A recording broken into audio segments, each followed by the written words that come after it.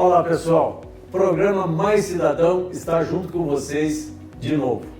Eu trago aqui hoje o Dr. Odair Albano. Ele foi formado na Unicamp, começou sua carreira acadêmica na Unicamp, depois foi professor da Faculdade de Ciências Médicas da PUC de Campinas, ele foi presidente do Mário Gatti, foi secretário de Saúde de Campinas, essa metrópole que todos nós amamos, e ele está aqui com a gente para falar sobre muitas coisas da medicina e da saúde, da organização e gestão da saúde. E, ao mesmo tempo, falar dessa Covid, de tudo que aconteceu nesse período. Tudo bom, André? Tudo bom, Eduardo, tudo bom para os telespectadores. Um prazer estar aqui com você, viu? E vamos falar sobre saúde. Tá muito bem. Bom, a primeira coisa que a gente gostaria de saber, sempre é uma discussão nacional sobre os caminhos que deveriam ou não ser trilhados no combate a esse vírus terrível. A doença Covid-19 vem através de um vírus novo que trouxe uma devastação nos Estados Unidos, na Europa, na China e também no Brasil, agora na América Latina. Eu gostaria de saber, foi tomada a decisão de fazer o distanciamento social, as pessoas se recolherem, só trabalharem aqueles que efetivamente precisavam nas atividades essenciais. Essa decisão foi correta? Se ela não tivesse sido adotada, o número de casos poderia ser maior e o número de mortes também? A gente tem que começar a ver o que era essa doença. Essa doença é uma doença totalmente desconhecida, né? Esse vírus não se conhecia absolutamente nada. A gente sabia de 2 episódios anteriores, em 2002 e 2012, de um vírus parecido com esse. Não se tinha ideia de grandeza do tamanho da evolução. Então, o episódio, se a gente colocar na China, eles tomaram as medidas que eram, naquele momento, possíveis. Fecharam o Wuhan. O Wuhan, para o telespectador conhecer, é uma cidade do tamanho de São Paulo. São Paulo tem 12 milhões, o Wuhan tem 11. Uma cidade grande. Eles literalmente fecharam a cidade. As pessoas não podiam sair de casa. O chamado lockdown foi feito e eles conseguiram segurar a doença, tanto é que a China não recebeu. Mas o que assustou toda a comunidade foi a presença dos primeiros casos na Itália. Sim. Porque aí se teve a dimensão de que o processo era amplo, de que o processo estava extremamente avançado. E aí ocorreram muitos erros, né? Um erro que me parece que foi muito importante foi a demora da Organização Mundial de Saúde em caracterizar como uma pandemia para que as medidas fossem já adotadas emergencialmente no mundo inteiro. Isso demorou. Houve resistência na Europa, inclusive de Milão, né, o próprio prefeito de Milão, em adotar um lockdown. Quer dizer, a doença precisaria ter sido cortada, parada num determinado ponto, e não permitir que ela migrasse. Para vocês terem uma ideia, tem muita gente que saiu da China e foi buscar o mercado italiano de moda, por exemplo, levando tecidos, levando insumos para o mercado de moda e depois a absorção dessa moda no estado de evolução da China. Esse intercâmbio trouxe essa devastação e a contaminação de muita gente. Então, vamos continuar. Mas aí que está. Nesse primeiro momento, por exemplo, a Alemanha teve o primeiro caso, vindo da China, e rapidamente tomou medidas extremas. Entendeu? E o resultado da Alemanha é muito resultado dessas medidas muito rápidas. E me pareceu que o mundo ficou esperando, como se o problema não fosse nosso, né? Porque essa é a sensação que a gente teve, né? A medida do lockdown, ela tem um sentido lógico. Você tem a contaminação que é de pessoa para pessoa, pessoa, objeto, pessoa. Então não tem inseto, não tem nada. Então, o comportamento é que vai determinar a proliferação, o desenvolvimento da doença. Então, na verdade, o lockdown é uma medida quando você quer manter a doença num determinado local, exatamente é assim que você tem que fazer. Não se fez nem uma coisa, nem outra. O comportamento americano foi equivocado, Para o telespectador ter uma noção, Nova York tem 8 milhões, a cidade de habitantes. São Paulo tem 12. Só que você está num espaço pequeno.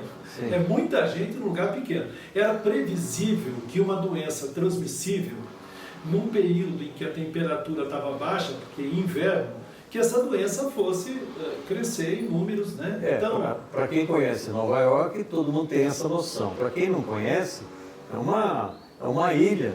Manhattan é uma ilha muito próxima de outras cidades vizinhas que são também grandes, não é? Então isso é um lugar pequeno, é como se uma cidade de São Paulo tivesse reduzida a apenas uma parte da cidade e todo mundo morando nessa parte de São Paulo. Isso fez com que o número de casos crescesse, até hoje é assustador quando você vê 20 mil mortes numa cidade de 8 milhões, né? Foi muito grande. O sistema americano, que sempre achou que estava preparado, não estava preparado, né? Nós vimos cenas muito difíceis disso. Mas aí tem o componente brasileiro, né? Que também houve uma discussão técnica que teve envolvimento político para saber o que fecha, aonde fecha. Nós tivemos o primeiro caso em fevereiro no Brasil, em março a primeira morte, e nós estamos até julho hoje discutindo o que fazer, porque na verdade nós tivemos iniciativas que foram consideradas precipitadas, né, de fechamentos de forma indiscriminada em locais que estavam distantes do epicentro e não tivemos medidas mais enérgicas aonde precisava. Certo. Então, por exemplo, para todo mundo saber, a cidade de São Paulo, como ela tem aeroporto de Congonhas, ela tem o aeroporto de Guarulhos, muita gente chegando do exterior e chegando por lá trazendo a doença. Então é óbvio que em torno da cidade de São Paulo e com uma série de relações comerciais, de turismo, relações econômicas, pessoais, de visita, turismo, isso tudo trouxe uma quantidade de gente contaminada muito grande. Mas no interior paulista não tinha nada. Então nós fechamos desde a capital até todo o interior paulista, fazendo com que antecipasse para todo mundo do interior todo esse processo de distanciamento. Fechou comércio e tal, quer dizer, a economia também desses lugares teve um prejuízo muito grande. E agora que São Paulo está começando a reduzir o número de casos e de mortes, começa a entrar o interior com um número grande. E isso agora que sim, que precisava fazer o fechamento no interior. É isso que o senhor está querendo dizer? Exato. Por exemplo, em números redondos, a capital e o interior hoje estão equivalentes, né? Só que o interior ele tem o dobro da população se você somar capital e grande São Paulo. Quer dizer, o estado de São Paulo tem 46 milhões, são 12 milhões de habitantes na capital, 10 milhões no grande São Paulo, que é muito grande, né?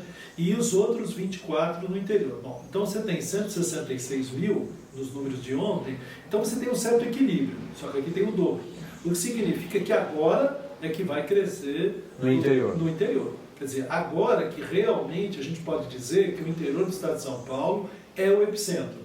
Haverá uma tendência de São Paulo ter uma redução. São Paulo, no dia de ontem, estava com 60% dos leitos ocupados. Quer dizer, você vai ter uma certa calmaria, não vai acabar, né? Mas você vai ter uma calmaria e você deve ter um crescimento. O estado de São Paulo tem 645 municípios e você está com 637 já, com pelo menos um caso. Quer dizer, o estado está sendo, né, há um crescimento no sul, né, que também era esperado. Há um crescimento em Minas. Nas regiões centrais, Minas Gerais, Mato Grosso do Sul, Mato Grosso. Minas Gerais, por exemplo, impacta no estado de São Paulo por causa da grande divisa que tem.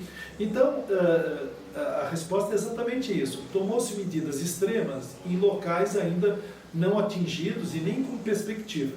Certo. Então, algumas cidades estão há quase 5 meses paradas, né? E agora você está tendo realmente um volume de casos significativo. A segunda crítica que se faz é se você isola parcialmente e se isso determina algum resultado prático.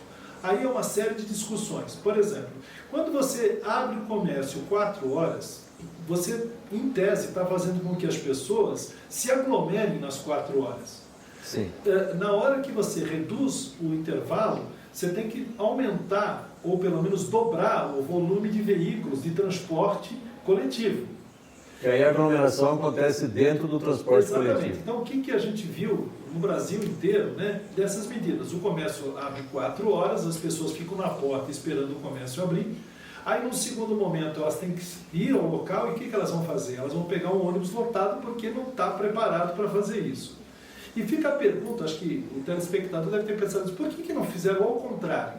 Abrir mais o comércio, num horário mais estendido. Acho que todo mundo já passou a seguinte experiência. Vamos mais tarde porque a loja fica até 10 horas da noite, né? Sim. Quer dizer, é aquela sensação de você falar, não vou fazer agora, vou deixar para depois, vou mais tarde. Muita gente fala assim, vamos esperar acabar o grande volume, vou mais tarde e tal. E foi feito ao contrário. Então me parece, e eu acho que dá para definir, que nós não estávamos, né, Eduardo, preparados literalmente para um enfrentamento de uma situação tão grave. É uma doença nova, né? E no caso de Campinas, como é que o senhor vê a situação, como foi enfrentada? Naturalmente, todos nós somos campineiros, gente que está aqui para ajudar a cidade, ninguém está aqui para criticar, porque afinal é uma doença nova. Você tratar essa doença nova com os instrumentos antigos que você tinha, com o suporte de infraestrutura hospitalar, nos postos, centros de saúde, etc., não é muito fácil resolver. Mas, enfim, na sua avaliação, nós estamos chegando no platô em Campinas com tendência de queda das contaminações? Eu acho que a cidade de Campinas teve o mesmo problema que todo o estado de São Paulo. Houve uma determinação estadual de conduzir a questão de uma determinada forma. Com pontos positivos ou negativos, mas quer dizer, na verdade as cidades tiveram pouca autonomia, os que se rebelaram foram judicialmente interpelados, né? e houve uma série de preocupações, quer dizer, muitos dos prefeitos não fizeram exatamente o que eles queriam, ou pelo menos não fizeram do jeito que eles queriam. Ou naquele momento, né? O fechamento parcial que foi feito foi uma medida para o sistema se preparar. Talvez tenha sido essa a grande revolta de boa parte da população. Porque nós fechamos as coisas, isolamos as coisas, porque o sistema não estava preparado. Sim. Porque a proteção era relativa. Todo mundo tem um jovem em casa que entrou e saiu, todo mundo tem uma funcionária que entrou e saiu. Quer dizer, então, houve contaminação, mesmo no período de isolamento, e muita gente pergunta assim, poxa, mas isolou e continuou tendo caso? Continuou porque a transmissão continuou acontecendo. Ela diminui em termos de uma pessoa antes contaminava 5, depois 4, depois 3, agora contamina uma pessoa e meia, vamos dizer assim, mas ainda assim contamina. Então as curvas não abaixam como a gente gostaria. Não é? Exato, porque todo mundo teve a sensação de que ia ficar em casa e o problema ia acabar e depois você ia sair de casa. Primeiro, essa é uma tese que não existe. O problema não será finalizado, porque enquanto existirem pessoas, nós precisamos lembrar que o vírus é um parasita de célula, ele não é um ser vivo, ele precisa estar dentro de uma célula. Então ele vai ser transportado de pessoa para pessoa enquanto tiver pessoas que não estão imunizadas. Exatamente. Então, não é algo que vai chegar num determinado dia e você fala, zeramos. A gente está vendo isso pela Europa. Essa semana até saiu uma notícia interessante de Barcelona, que eles voltaram a ter muitos casos em Barcelona. Então, o que a gente deve ter é uma certa melhora, o sistema se adapta, e aí, em outra região, num outro espaço, começa a aumentar o número de casos. Mas só terminando, ou concluindo, quer dizer, me pareceu que a medida foi extrema em alguns lugares e foi pouco rígida em outros locais. A capital de São Paulo, e essa foi uma discussão que passou muito, em alguns momentos ela chegou a ter, isso é um número importante, 98% de ocupação das UTIs. Ou seja, isso é indicativo de um lockdown. Quer dizer, tem que segurar todo mundo em casa, porque é uma medida extrema. Felizmente, o sistema acabou se adaptando. Hospitais de campanha, essa coisa, diluiu um pouco. Em São Paulo, capital, já tem uma estrutura boa, né? Mas eu acho que é condenável. Agora, você concluiu perguntando sobre a questão mais futura dessa evolução. Nós deveríamos ter um aumento de casos nesses locais mais distantes, uma persistência dos casos e uma transmissão que vai acontecer entre as pessoas que migrarem. Isso quer dizer o seguinte, enquanto não houver a vacinação, você vai ter pessoas que vão transportar o vírus e vão... Exatamente. Então, nós temos que fazer agora um breve intervalo e nós já voltamos. Tem muita coisa ainda para saber do Dr. Adair Albano, que é um especialista em saúde, em gestão de saúde, e está dando aqui uma contribuição espetacular para você, nosso telespectador. Obrigado por enquanto, daqui a pouco a gente volta.